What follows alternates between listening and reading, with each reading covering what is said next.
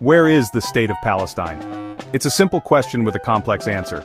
Unlike other nations, its borders aren't clearly marked on most world maps. To understand why and to locate Palestine today, we need to look at its history, a story of war, diplomacy, and a decades-long struggle for statehood.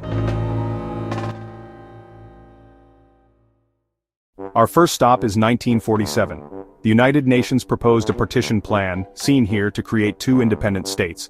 One Jewish, Israel, and one Arab, Palestine. The city of Jerusalem was to be internationally administered. Jewish leaders accepted the plan, Arab leaders rejected it. Almost immediately, war broke out. When the fighting ended, Israel had established its state on more land than the UN had proposed, while the West Bank and Gaza fell under the control of Jordan and Egypt, respectively. The Palestinian state envisioned by the UN never materialized. In 1967, another war saw Israel occupy the West Bank, Gaza, and East Jerusalem. The Green Line became the internationally recognized boundary for a future Palestinian state, but the map kept changing. In the early 2000s, Israel began constructing a barrier. While Israel stated it was for security, its route, as you can see, often cuts deep into the West Bank, carving out land for Israeli settlements. For many, this barrier became a symbol of occupation, not a border, making a contiguous Palestinian state even more difficult to achieve.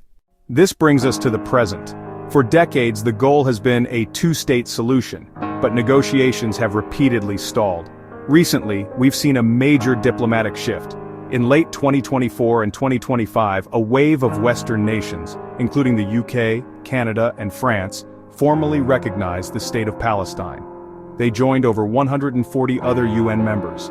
This was a direct response to the stalled peace process, and a push to revive the two-state solution based on the pre-1967 lines.